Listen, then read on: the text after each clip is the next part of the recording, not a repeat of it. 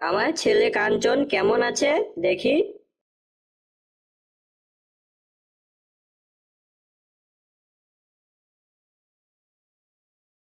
দেখেন আপনার বাচ্চারা ভালো আছে, দুদিন পরে এসে নিয়ে যাবেন।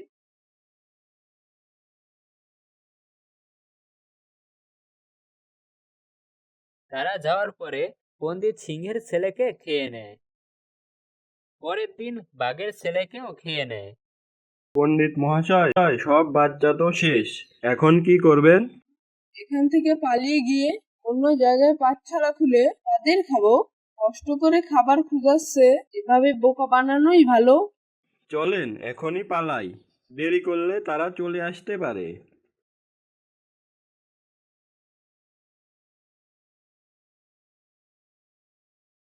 বাঘ আর সিংহ এসে দেখলো শিয়ালের পাঠশালা নেই।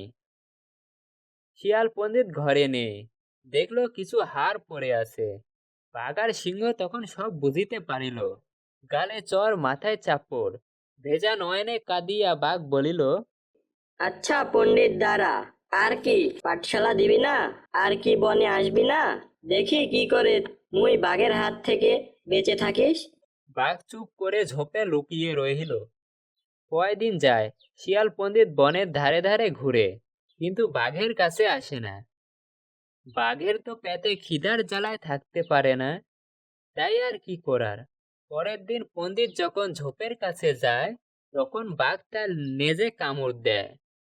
তখনই পণ্ডিত মহাশয় হাসিয়া বলিতে লাগিল, কানাই দেখ না, বাঘ মশাই এত বোকা, তা তো আগে জানতাম না। কোথায় বা আমার ঠ্যাং, কোথায় বা লাঠি? বাঘ মামা ঠ্যাং বাদ দিয়ে লাঠি ধরেছেন। আ, লাঠি ধরি আসি, তাহলে পাটাই ধরি। তখনই পণ্ডিত এক লাফ দিয়ে পালিয়ে যায়। বাঘ মশাই, আবার পাঠশালা খুলবো, তখন ছেলে পাঠিও। আবার দিন যায়, পণ্ডিত বনের আড়ালে কম যায়। বাঘ মামা তো ধরতে পারলো না, আমাকে নতুন কিছু ভাবতে হবে।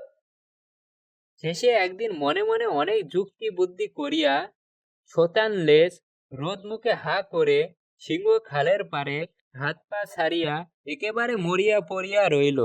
শিয়াল পণ্ডিত সেই পথ দিয়ে যায়, দেখিল সিংহ তো মরিয়া আছে। শিষ্য, চল বেচারা সিংহকে খেয়ে আসি। বেচারা ছেলে শোকে মারা গেল। কিন্তু পণ্ডিতের মনে মনে সন্দেহ হয়। আহা, বড় সাধু লোক ছিল গো। কি হয়েছে গো? কি করে গেল গো? লোকটা মরিল যে, তার লক্ষণ কি? কান নড়বে ফোটাফট, বেশ পড়বে সোটা চট, তবেই তো মরা। এ বেটা তো এখনো মরেনি। সিংহ ভাবিল কথা বুঝি সত্য। সিংহ মাথা লড়ায়, ন্যাজ আশ্রায়। কানাই পালা, এ বোকা সিংহ তো বেঁচে আছে। সিংহ মশাই, এবার পালাই।